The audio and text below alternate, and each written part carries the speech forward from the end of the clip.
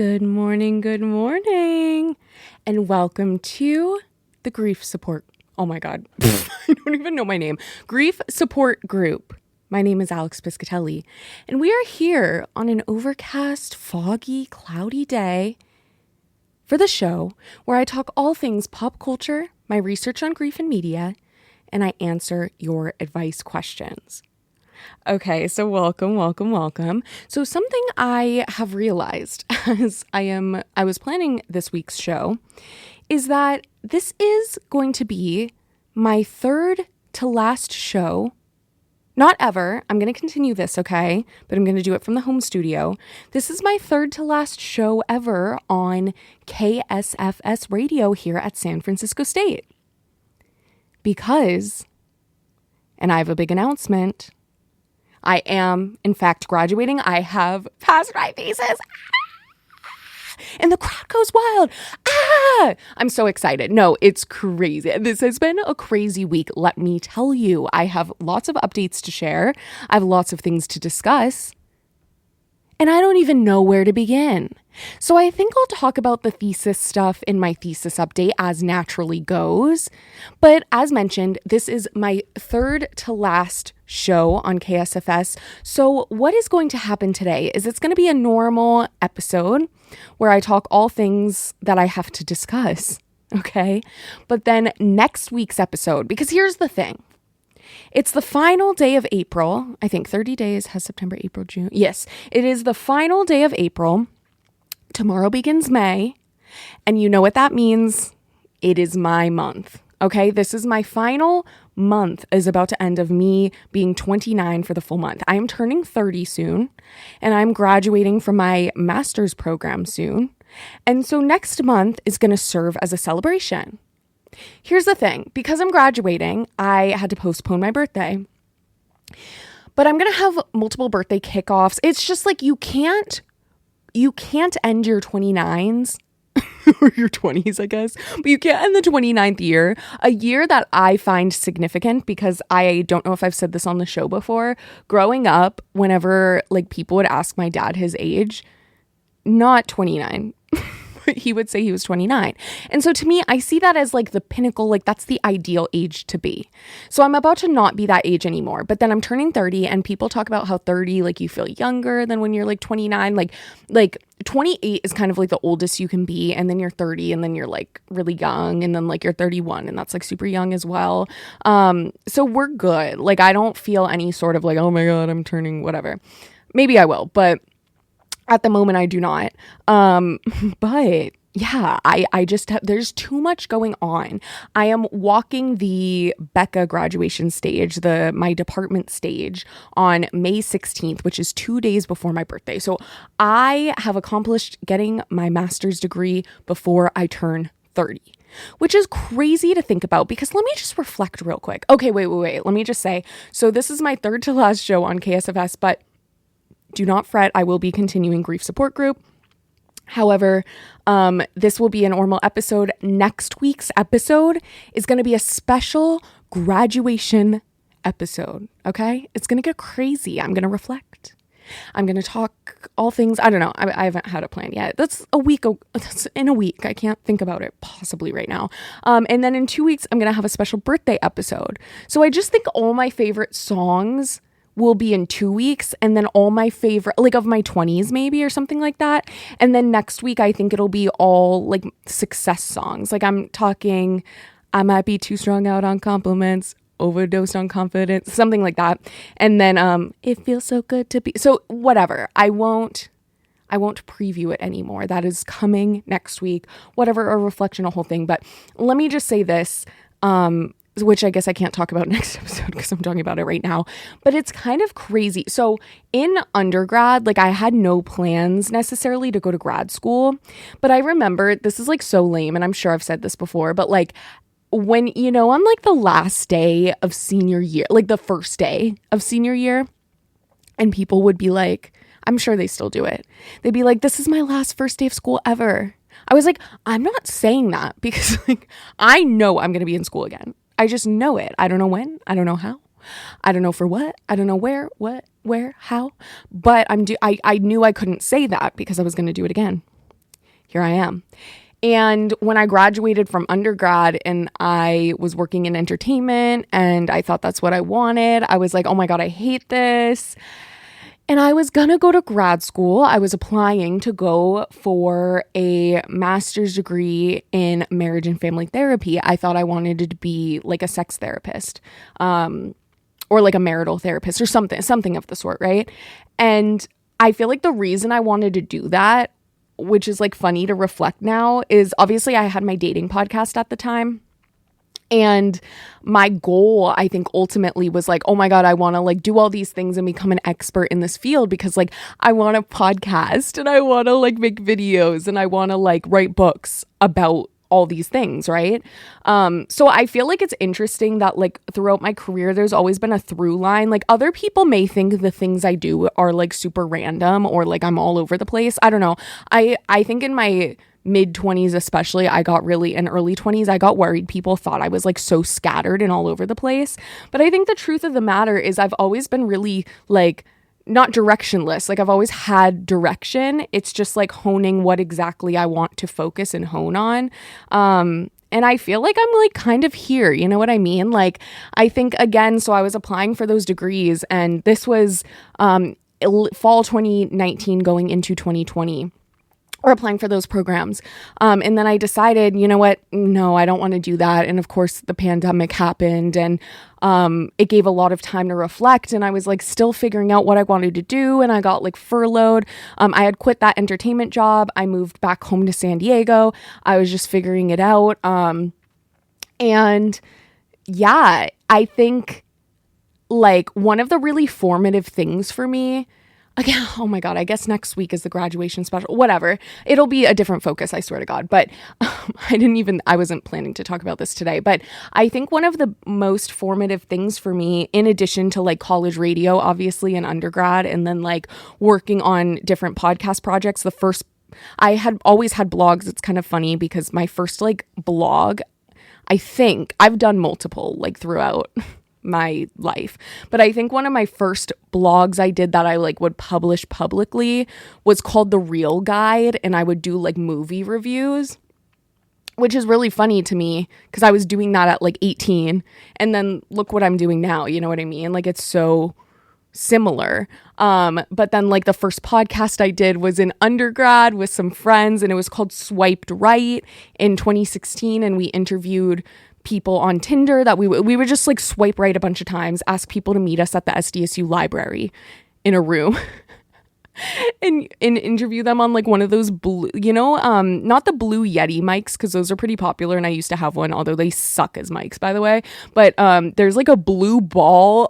I know that's not the name, but the brand is blue. I think Yeti is this type of mic. I think the brand is blue, but there's a blue ball. I don't think it's called blue ball because obviously that doesn't sound right. But there's like a ball conference like room mic, and we would borrow, like we would check that out from the library and like interview Tinder matches on there. Anyway, so like those were all formative experiences in my late teens, early 20s that like obviously I'm the same person. Like I have such a through line of what I've done. But I think going back to school specifically this program's called Broadcast and Electronic Communication Arts, which is a long mouthful, but media studies essentially, right? Was being invited back for the first time to guest lecture by my mentor / friend. I still call him Dr. Nate. Like I still call him doctor because like, it's just like I've called him that for like almost 10 years now. Like what am I?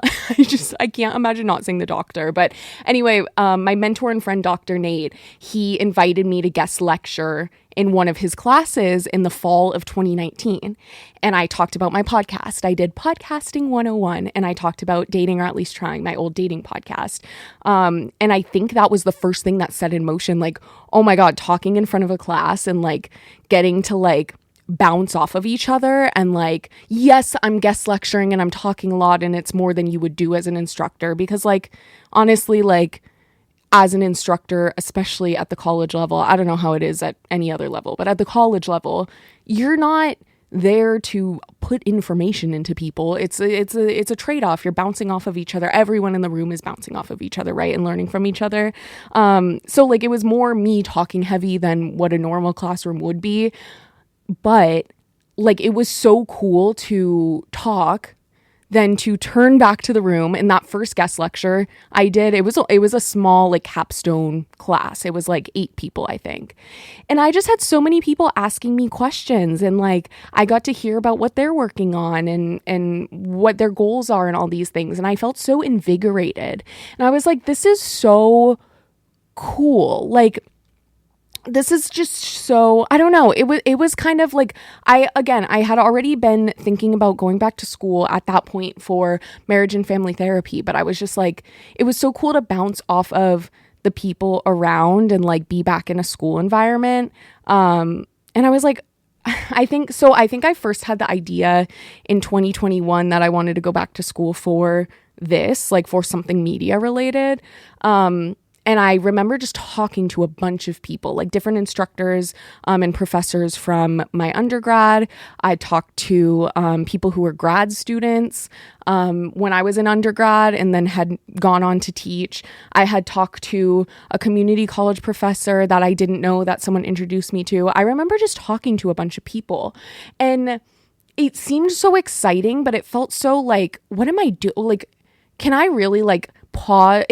What it felt like was pausing my life to go back to school for something that didn't feel yet tangible, I guess, if that makes sense.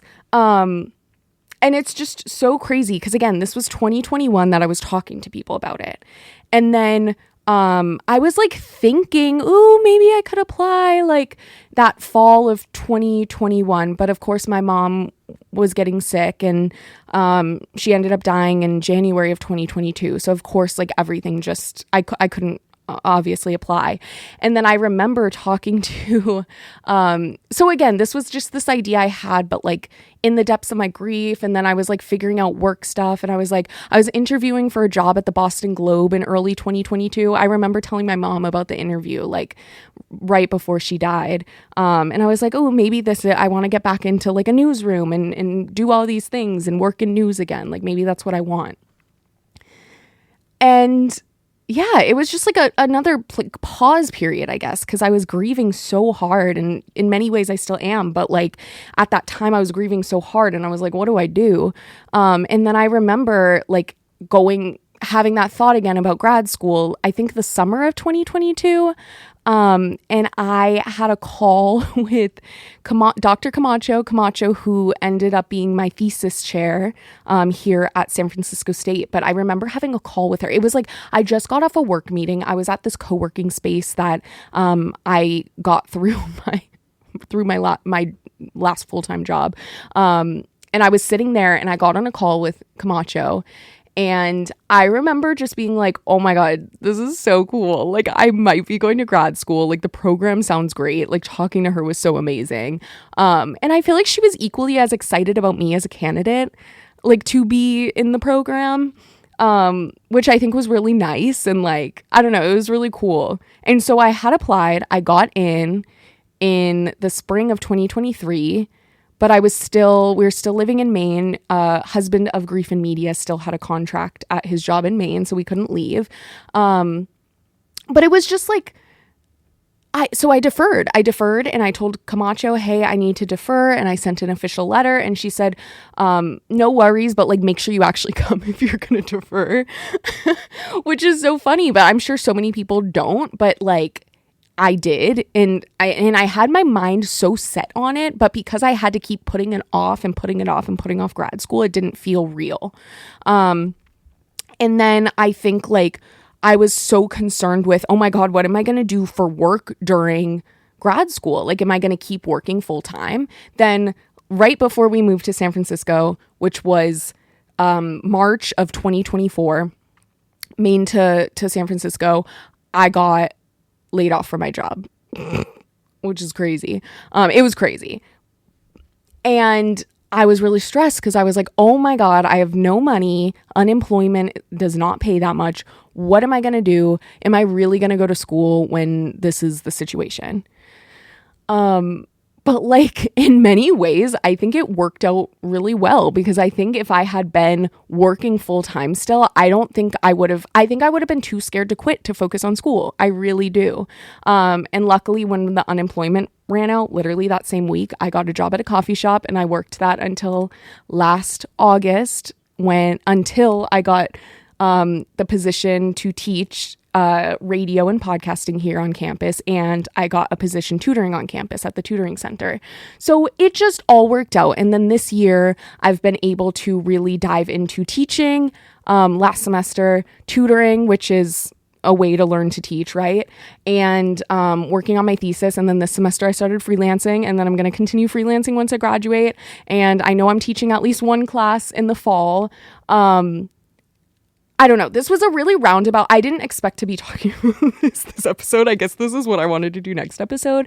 But I guess it's really exciting, and it hasn't hit me yet that I'm graduating, just because there's been so many things like, oh my God, my thesis. Oh my God, this. Oh my God, that. Oh my God, my gown for my cap and gown is so long. Like, why does it go to my ankle bone? But I really did it. Like I passed my thesis. Like I have to make very, very minor edits, which they say is rare. They're like, usually there's a lot more edits. Like after your defense, like we pass people, but there's like another, like you have to do kind of big edits, but they only gave me very minor ones. So they said, let's fill out that certificate of approval form. My committee said, and they said, make those edits. Give it a clean sweep. Make sure it sounds completely good, because this is going to be like published in the library, and then you're good to go. So I'm literally, the forms are done. I have to make those edits, which I'm going to do this weekend, and I'm done. I have one more class, but it's a class I'm taking just for fun. It's the death and dying class. That's it. Like I'm done. This is crazy. Like to me, this has been so many years in the making, and I'm here. Isn't that crazy? Isn't that insane? And I guess what I wanted to say too is like, this has been such a goal for so long. And I wouldn't recommend grad school to everyone. Let me say that. I would not recommend grad school to everyone, and I would not recommend it at every point of someone's life. I think if I had gone to grad school right after undergrad, or I had gone and started in 2020, or I had started in 2021 or 2022 or 2023, I do not think I would have had the same experience that I had starting it at the exact point I did. And I think the reason for that is I had worked a bunch of I had worked a career and worked a bunch of different jobs. And I think I was so determined and focused in what I wanted to do. I came in with a goal, and the goal was to get my master's degree so I could teach at the community college level, right? And I'm able to do that, but I think because I had such a set goal, and also I'm not trying to like hype myself up and be like, oh my God, I had a goal and like set my mind to it. Like I'm not trying to say that, but I'm saying I had a goal, but then I also had an open mind in which like I was excited to absorb everything around me and all the information that I would get, and like willing to change my mind about things that I feel like I've grown so much. Like I genuinely feel like this has been a very formative experience for me.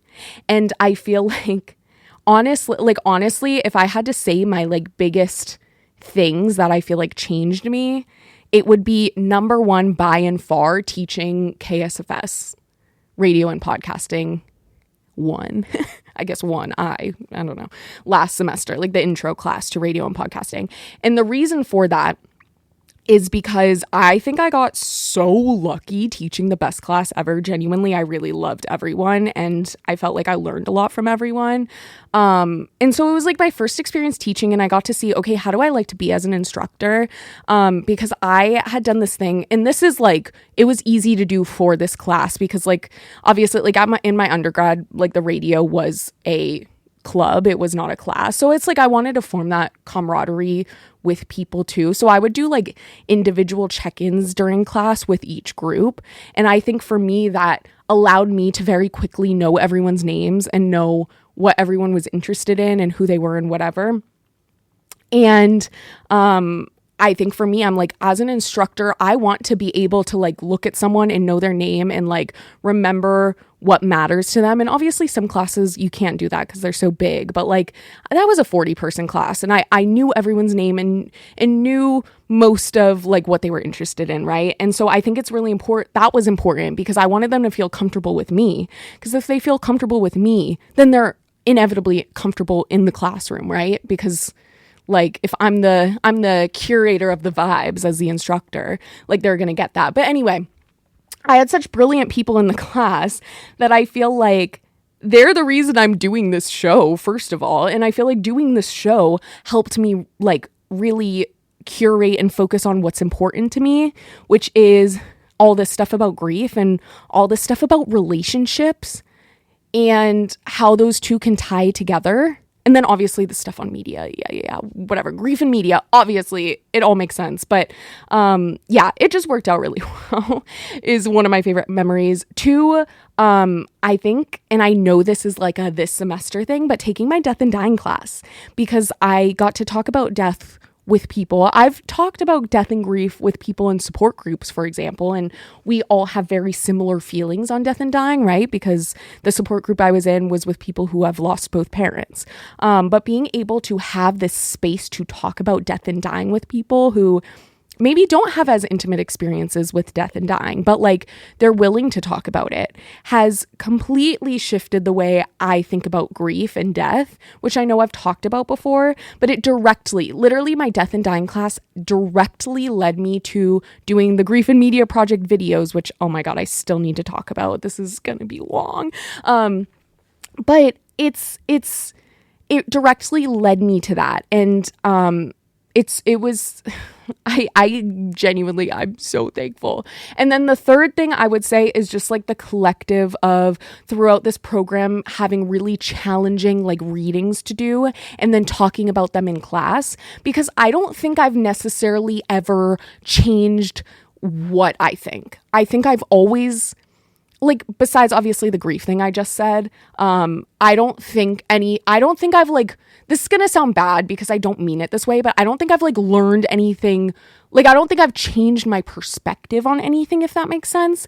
But like the way I think now is just so much more robust, I guess. Like, I think I'm able to articulate myself in a way I never have been able to before. And in my head, I'm able to like make webs of connections in ways I never have been able to before. And I think it's through like this challenging of reading readings that I'm like, what the hell is this saying? Or like, I don't know, like trying to articulate my thoughts about something that I don't even know what's happening, or like reading a reading and like annotating next to it, like WTF, you know what I mean? Like, but it's through that like practice of using your brain, which like, duh, I guess, right? But like through that practice of like really stretching your brain, I think allows you to like deepen your webs of connection. And I don't know, I'm just so grateful for it, literally. I can't believe it. It's hitting me that I'm graduating. So if it wasn't evident by how long I'm talking about this right now, but I think it's time to take a little bit of a music break. And then I am going to talk about my thesis a little bit more. And then I want to talk about a little something else. And then I have an advice question to get to. So let's get into our first break. I'll see y'all soon.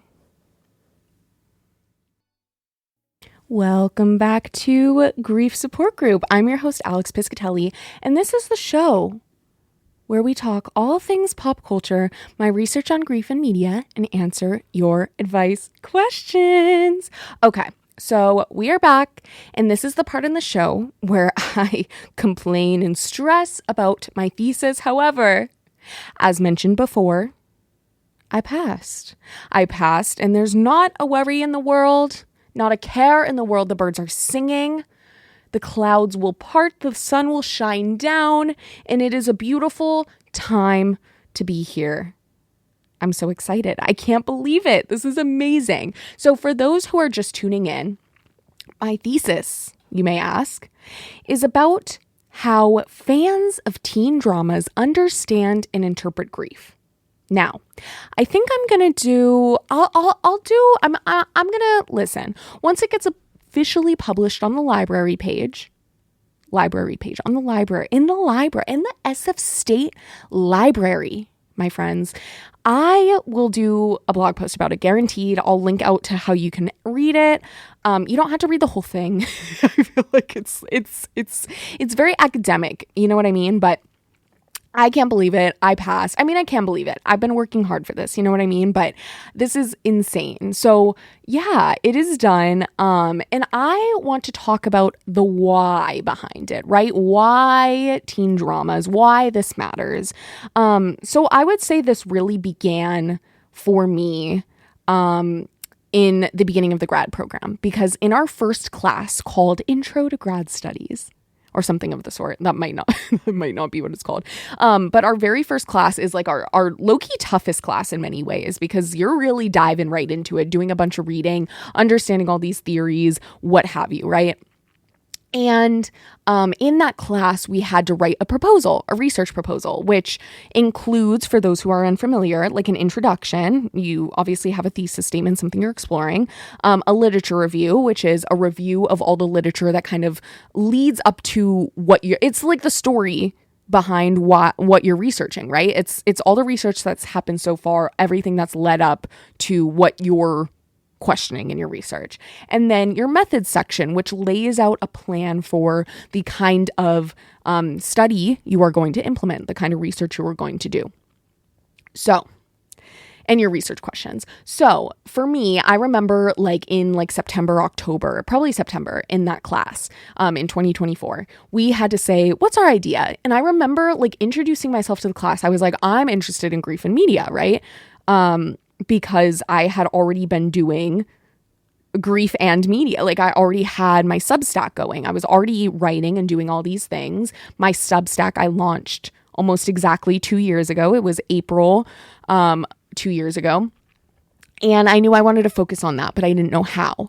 And I remember being like, okay, I either want to look at grief in like horror, in the horror genre, or I want to look at grief in reality TV. And I remember like presenting that in class, and it was just like as an idea, as like a potential. But then I was like, you know what? Let me just do it on teen dramas. Like one of my favorite shows that I think does an excellent job is Never Have I Ever, right? Which is about a teen girl who in the very first episode, her dad dies at her band concert. And so not only is she grieving the death of her dad, who was like her best friend, but also she is like trying to navigate a very normal high school experience and also like be popular and like have sex and do all these things, which like I felt like I could relate to, right? And so I was like, yeah, let me focus on teen dramas and focus on how grief becomes part of these characters' identities. Like they identify as grievers throughout the show. So it was a very like interpretive study looking specifically at the content of the shows themselves, right? I think I had it at being about Never Have I Ever, the Summer I Turned Pretty. So I turned in this proposal, got an A, whatever. But like I ended up like submitting it to present at a conference last year, and I got accepted, and I presented it, and people really liked it. I remember having a professor at the conference come up to me, and this was a conference in Vegas. It was actually really nice. I wish I went this year, because apparently Jeff Probst was there, and Zach Sang, who like interviews Ariana Grande. Don't get me started. But anyway, I wanted to talk about the new Ariana album. Okay, I'll talk about that probably next week, honestly, at this point. But anyway, so this guy comes up to me, and a few other people had come up to me, and I connected with people, but I just remember this interaction in particular with this professor, and we were talking for about 5 minutes, and I was explaining my research, and he was asking me questions about it. And then at the very end, he said, like, thank you for doing this. My kids are around the same age as you, and like my wife, their mother died a few years ago, and like I really appreciate the work you're doing. And I, oh my God, like that meant so much to me. And I think I was like, okay, this is cool. Like, I want to keep doing this. And why I wanted to do it about teen dramas in general, it felt like horror. A lot of people were already doing research on that. Like, it felt like there's an article called, I feel like it's called Grief in Horror. It's something of the sort. I can talk about it more later or link it to it and later. It's linked in my thesis also. I referenced it, but they talk about like how the horror genre is suitable for grief. So it's like people were already doing stuff like that.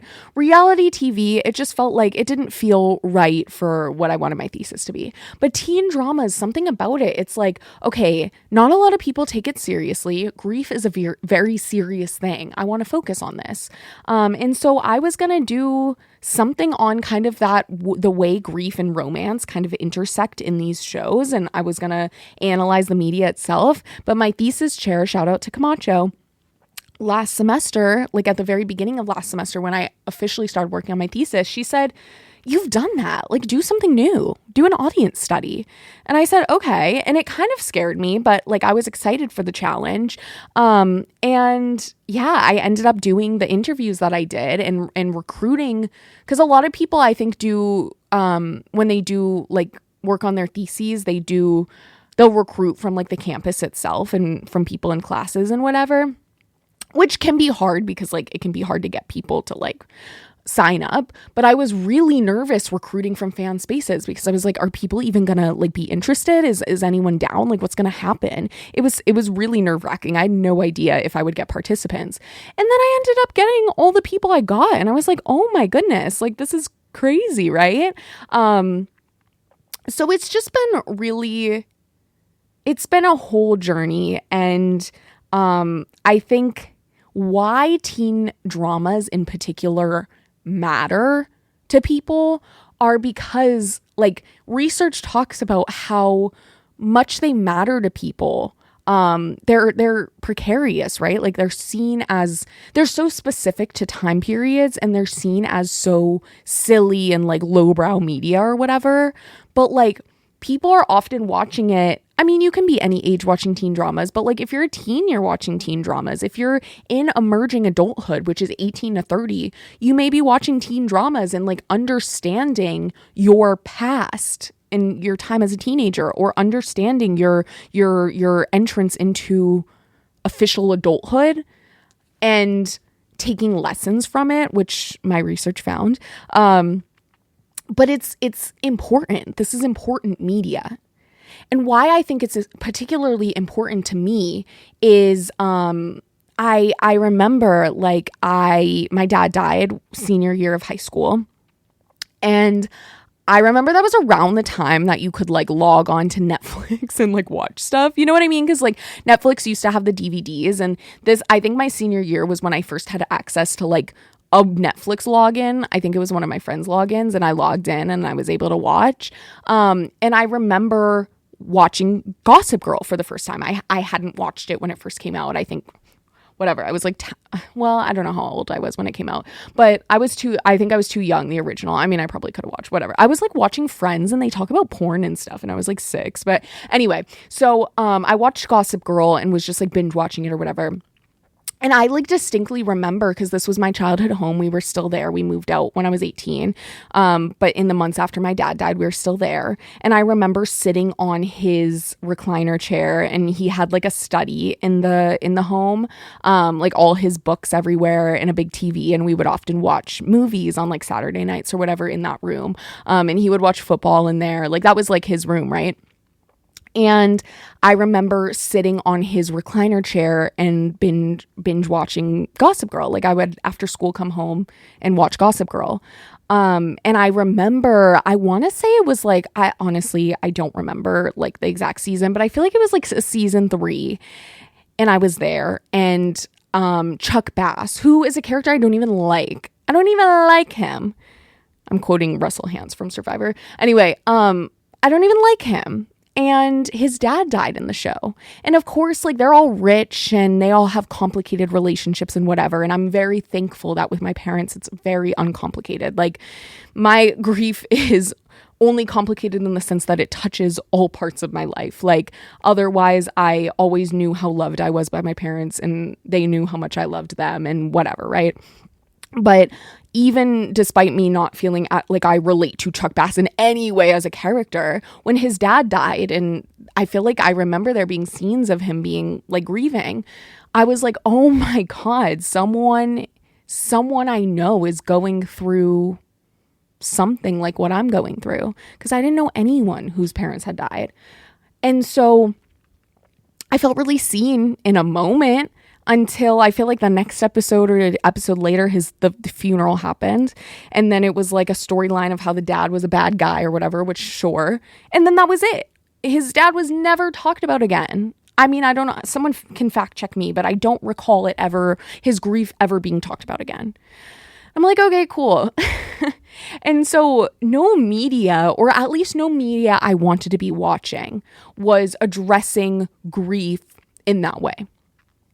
And then I watched Never Have I Ever when I was in 2020 when it came out, and I watched it with my mom, and yeah, Davy lost her dad, and I just was like, oh my God, I feel seen. Like, this is crazy. There's a show that's portraying like someone who is very close with their dad and losing him, and how that continues to impact this character. And then my mom died, and I really needed this media. I needed media that was addressing grief, because like I felt like I couldn't talk about it with people around me. And then shows like The Summer I Turned Pretty I started watching and came out, and all these different shows. And what I love about teen dramas is you don't watch it because you're like, oh my God, they're going to show grief. You watch it because you want something lighthearted, and you want something with romance, and you want something with like fun storylines or whatever. And then the grief is there. And then you can be seen by that portrayal so easily. Like, it's just, because I remember, I know I've talked about this before, but my mom would watch like This Is Us. Is that the show with I don't even know, Mandy Moore and all those people? Like, I couldn't watch stuff like that because I'm like, this is too emotional. Like, I've watched Grey's Anatomy like up to season 6 or 7, and I was like, I can't do this. This is too much. So I love a show that you're not watching it for grief, but grief is there because grief is so intrinsic to love and life and all of these things, right? And so that's why it matters to me, and that's why this research really mattered to me. And I think why they matter for others, as one theme that I found in my research, is that people love seeing really big emotions and teenage representation. They want that. They want the big emotions. They want to see how grief and friendship and loss of relationships and changing dynamics and graduation and all these things impact the characters around them.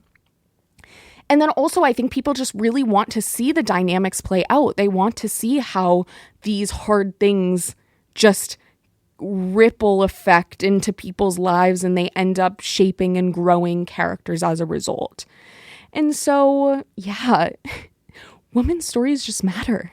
They matter. Anyway, but like, I think it's, I couldn't have done a better job. No, I'm just kidding. I'm not trying to hype myself up, but I feel like I couldn't have picked a better topic to focus on, because I feel so just empowered by having finished this all. And like, I feel like, ooh, like I'm an expert. Like, it feels cool. Like, I don't know. I feel good. So my thesis has been passed, my thesis, and I am here, and I feel good, and I'm graduating. So I'm gonna take a music break now. And then we will get into our advice question, and then I'll call it a day, okay? So I will see you all soon. Music break is happening now. Welcome back to Grief Support Group. I'm your host, Alex Biscatelli, and this is the show where I talk all things pop culture, my research on grief and media, and answer your advice questions. We just listened to Right There by Ariana Grande. And you know what I got to say before we get into our advice question of the day is there's something about her early albums that makes me want to hit a whistle note. Can I? No, but like, you know what I mean? Okay, I just made the mic peak. I'm not going to do that again. I will be next week ad nauseum discussing the new album. All I have to say is this for right now, because I have to process it, actually. I actually have to process it. I need theatrics. I'm tired of like soft era. I want big notes. I want screaming. I want theatrics. And that's what I want on this pedal, okay? That's what I want. There's a video of, okay, I swear to God I will get to the advice question, but there's this video and it's like her and her mom, Ariana Grande and her mom, Joan Grande, like doing their makeup. And they were obviously like previewing Petal, but they were saying like, oh, petal. And then they were like petal because they were calling like a lip gloss petal or something. But the way they said it was like petal. Anyway, it's just funny. Okay. So getting into our advice question for the day. Thank you for sending this in. If you have a question you want to ask anonymously and then I answer on a future episode, you can do so at bit.ly/KSFS advice. Remember, this is anonymous. So, but I do in my head try to guess who asked what, but I don't usually know. Anyway, okay. So let's get into it. This person asked, I moved out of my home region for some years and recently moved back. At times, it feels like I moved back too soon or that I'm missing out on more places to live and travel. I know this isn't fully true as I've grown a lot and I appreciate living back in my home region. How do I cope with these feelings? Okay, so this is a really good question and I think it's an interesting thing to consider. I, dear question asker, have no idea how old you are. I just assume everyone is my exact same age. So if you are 29.75, I suppose we're at like 29.92 at this point. Love a palindrome. I'm assuming, so let's just say you're in your 20s, right? Because I am in my 20s. I think that life, so you know how people say life is short, and that's fine. Like they can say that. Life is the longest thing we're ever going to do. You know what I mean? Like there's lots of years. There's lots of years to do things. And I think that it sounds like you moved out of your home region. Sounds like that's exactly what you said. You moved out of your home region and recently moved back. I think for me, because I moved from, I was in San Diego for the first 22 years of my life, then moved to LA for my first job after college, moved back to San Diego, then me and my family moved to the East Coast, so I was in Boston, and then me and husband of Grief and Media moved to Maine, and then moved here to the Bay Area. And one thing I have learned is that, okay, well, first thing I'll say is that the first move is the hardest. I moved 2 hours away to Los Angeles, and that SHIT, because I can't swear, was so difficult. Like honestly, more difficult than any move I've ever done in ways. Because I think moving for the first time away from home is really intimidating and scary. And you're like, what am I doing at all times? And you have to get used to like a new environment and whatever. But I think every move after that, yes, moves are difficult, but I feel like you feel more like mobile, I guess I should say, after that. It's like moves don't feel as difficult. So I don't know how you feel because obviously you moved away and then now you've moved back to your home region. But like if you want to move again, like who says you can't? And who says just because you're back in your home region, you have to stay there? I think obviously moving is an expense and it can be a physical and emotional toll in many ways. But like I think we're more mobile than we think we are. I think in many ways it's hard, and I just don't feel it's as hard as we often like think it is. You know what I mean? Like if you've moved before, I feel like you can move again. So I think you don't have to look at this move back home as permanent unless obviously you want it to be. But it sounds like you feel like you've moved back too soon. So it sounds like you probably want to be back here in some capacity. But like, then you can leave again and come back again. I think for me, like, I don't feel scared about the thought of moving throughout California now that I'm back in California. Like, that feels easy, but I feel like leaving California I would probably never do again. And that's not because it feels too hard to do it. It's just like I don't want to do it. Like, I want to be in California. I've realized leaving California, I'm like, wait, why would I do that again? You know what I mean? But like the difficultness of it, I think, is more just knowing I'm far from where I want to be, and not so much like, oh my God, it would be hard to pack up everything and move. Obviously this depends on how much like furniture and different things you have. When I've moved cross country, I've really like downsized a lot. So I guess I should say this may be harder for some people or whatever, especially if you're like more established somewhere. But like if we're in our 20s, and I'm saying this as someone who does not have like parents to like hold stuff for, like all my stuff in my apartment is that's all my belongings. And I think you can always leave. As far as traveling, I think I struggle with this a bit too, because I'm like, oh my God, it never feels like there's like time or capacity or whatever to travel. But I think if that's something you really want to do, you have to prioritize it. I think, it can be really easy to be like, oh my God, like I have to do this and this and that like this year. And for me, I find it easy to like prioritize like travel within the US, just because it feels to me easier, because I've never traveled internationally besides going to Italy last year. That was my first time. So I think it can be really easy to be like, oh, this person has a wedding, okay, that weekend's booked. Oh, I want to go visit my sister on the East Coast, this weekend's booked, or whatever. But yeah, it can be hard to prioritize, but I think it sounds like you kind of have that longing to try more places in some capacity. And I think you should. I think you should take advantage of it. And I think you should understand that it can be very easy to like, it's always going to be grass is greener thing, if that makes sense. Cause you said you appreciate being back home and you've grown a lot from leaving. So I think figure out what you want, like knowing and reframing your mind to say moving isn't as hard as like your head is making it seem is a good way to start. And then I think thinking about what's important to you and where you live.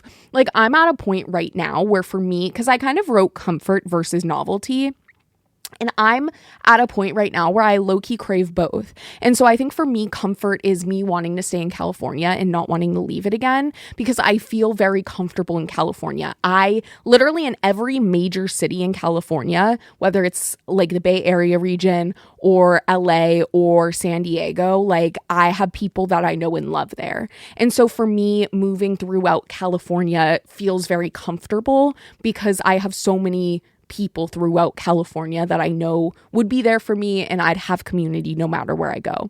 So for me, California as a whole feels like home. Like, I don't think of, I mean, I consider San Diego like my hometown, but I don't consider like certain places my home. Like, I consider California my home, if that makes sense. Especially having left there, I feel a lot of like pride and ownership over California. So like for me, comfort is a huge thing, but also novelty is huge too. The Bay Area, I've only been here for 2 years and I feel very familiar and comfortable here because my husband is from here and one of my best friends lives here and all these things, but like it still feels new. Like, I'm still figuring it out. I'm still learning new things about it. I'm still learning new places. I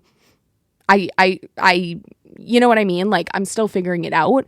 And I think you have to chase what feels good. And sometimes it's a gut thing, because me and a husband of Grief and Media almost moved to LA, and in my gut, it just didn't feel right. I've lived there before. I didn't feel ready to leave the Bay Area. I don't feel like my time in the Bay Area has ended yet.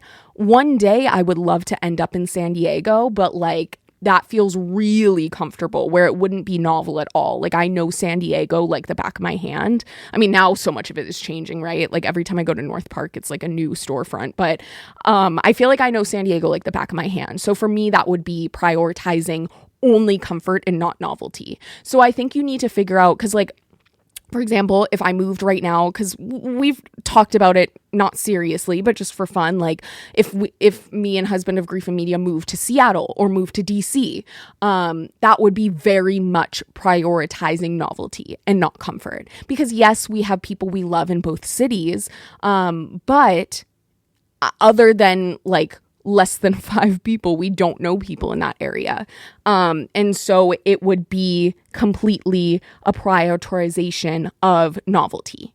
So I think at this stage in your life, you have to really figure out what's important to you.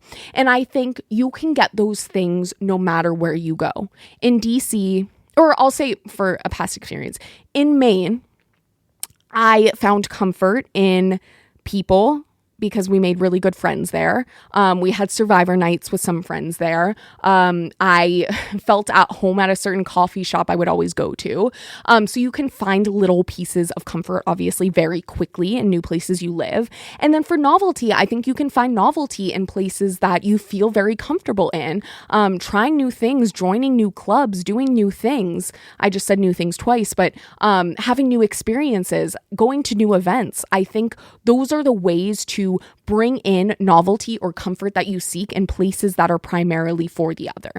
So I think it's ultimately up to you to figure out what you want to do. I don't know if you want to live somewhere new. Maybe you do. And I think that's something you need to think about for yourself. But if travel is something that you're discussing, like you don't have to move somewhere new to travel. I think you just have to really make it a priority for yourself. Because obviously that takes saving money and that takes scheduling time and that takes taking time off of work and what have you. So decide what your priorities are, whether it's comfort or novelty, whether it's traveling to new places, whatever it may be, decide your priorities and prioritize that and chase that. I think it's a gut thing, and trust your gut. But it's normal to have feelings that oppose what your gut says because like we're only human, right? Like we're going to feel the emotions of all aspects. Even if we feel like we've made the right decision, there's still going to be an inkling that's like, oh wait, but what about this? And that's normal. That's like so natural because like you can't have a definitive answer at all times. So I hope that makes sense. I feel like I have the ability to just talk and talk and talk. You know what I mean? Maybe it's good I'm in front of a mic.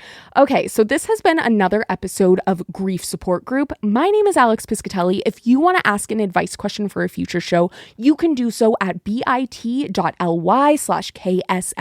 advice. This has been another Grief Support Group. Just one thing I want to say is that I launched my first episode of Grief and Media Project, which is the show where I interview people on the media that helps them understand and cope with grief. You can listen, I'm so used to podcasts, can you tell? You can watch the first episode on Instagram at Grief and Media. You can watch on our Substack at griefandmedia.com, or you can watch on our brand new YouTube. Actually, it's not brand new. I've been publishing podcast episodes on there, but it's new to me. I've never really done like YouTube stuff before, so I hope it's good. But that's at Grief and Media as well. So thank you so much for listening. I can't believe this is our third to last KSFS episode, but oh my God, love you all. I can't wait for what's next. And see you in May. It's going to be May. Is that lame? Okay. Love you guys. Bye.